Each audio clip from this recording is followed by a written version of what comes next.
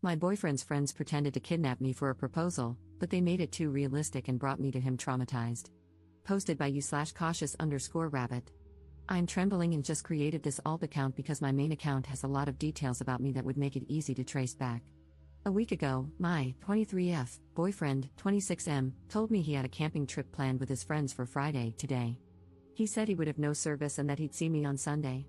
He messaged me at 5 a.m. this morning and told me they were hitting the road. Around 8 a.m., I went for a run, like I usually do on Fridays.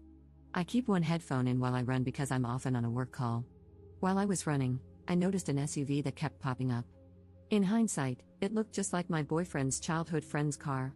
I sent a message to my sister, telling her to stand by, and I shared my location. Right after sending the message, I looked up, and the SUV was right beside me. Someone jumped out and grabbed me. It happened so fast that I even dropped my phone on the pavement. I was pulled into the car, and I could tell there were at least 2 masked guys in the back before they covered my eyes. In hindsight, they had cartoonish ski masks and black gloves on. I freaked out and resisted like crazy, screaming and kicking. All I could hear was these guys laughing, and I could feel one of them holding my arms behind me while the other held my legs down at the knees. I don't know how long I was in there, but I kept begging them to let me go and crying. I even admit I peed on myself, but I don't think they noticed until we arrived at the house. They pulled me out of the car, and I screamed for help until I was dragged into a house. When the mask covering my head was removed, I was on my knees in front of my boyfriend of 2 years.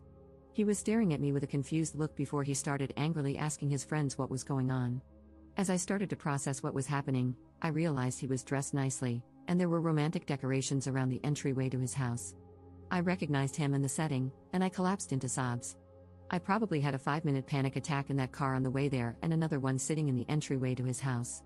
I was sweaty, wearing soiled yoga pants, flushed with fear, and terrified for my life. That all happened about an hour or 2 ago. My boyfriend took me upstairs and was going to help me get showered and changed, but I wanted to do that alone. I heard yelling and commotion downstairs while I was in the shower, but I don't know what's going on. I'm sitting in his room now, holding my shattered phone after crying to my sister about what happened. She lives 90 minutes away but is speeding over to get me now. I can't stop thinking about what happened. Even though I know now I was never in any real danger, I don't think my brain can fully comprehend it. They were snickering and teasing me in deepened voices about what they were going to do to me. The one holding my legs down kept caressing my thighs, moving his hands up and down toward the inner area. When the car would brake, his face kept falling into my chest. I don't even know who that was. I just know one of them sounded unsure and kept trying to defuse the situation, but I think it was the driver. Edit. My sister arrived. She wants to take me to the police station now. I haven't spoken to my boyfriend yet, but I think there's more to this story than he knows about. I'll have to log off for a while. Thank you for the support in the comments. Edit 2.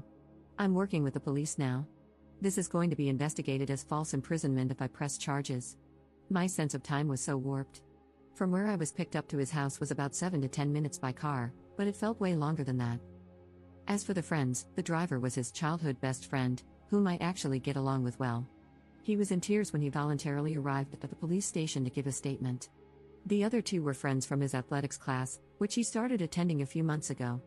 It seems like the 2 guys I didn't know wanted in on what was otherwise supposed to be something more innocent. The original plan was for them to pop out of the car in their funny kidnapping attire and hand me a letter explaining that I was being summoned by my boyfriend and that resistance was futile.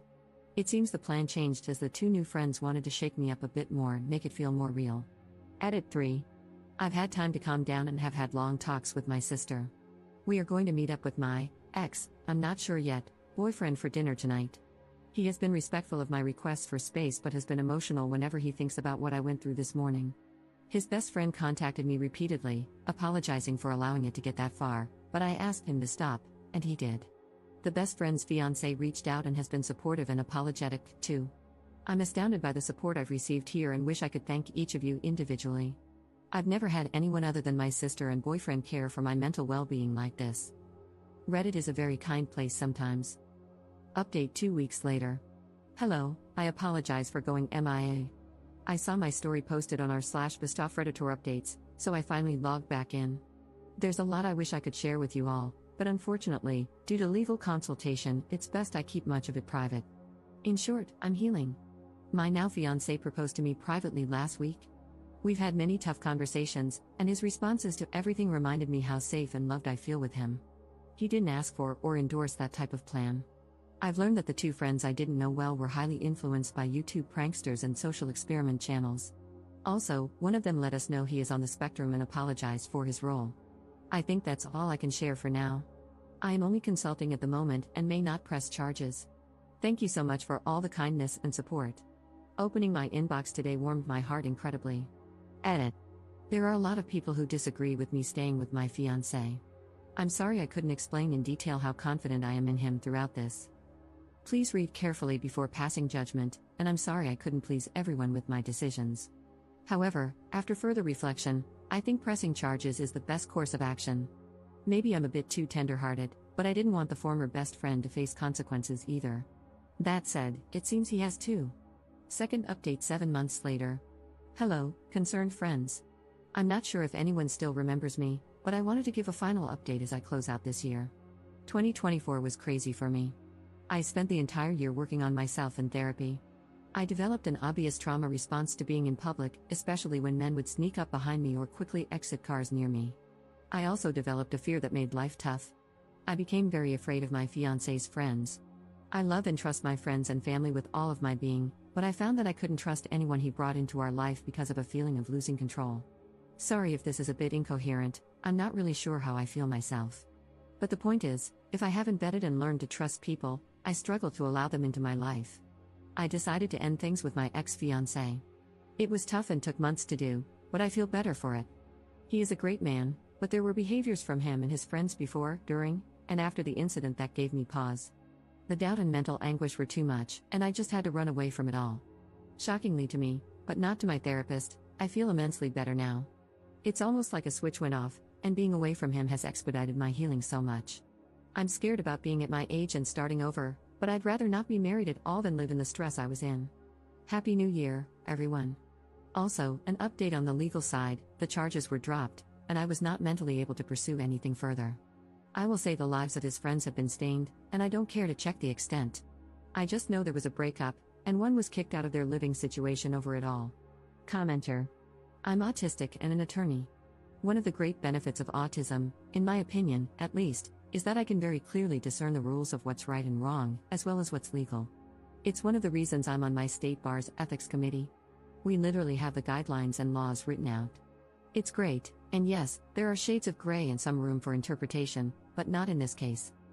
She was assaulted, battered, simply grabbing her counts, let alone groping her, kidnapped, and subjected to severe intentional infliction of emotional distress. I hope OP considers pursuing civil charges, even if going through the criminal system wasn't worth it for her. But I completely understand if she doesn't, as sometimes folks just need to move on. Being autistic doesn't make someone a jerk or prone to committing felonies, and it grinds my gears when people use the spectrum as a defense for shitty behavior.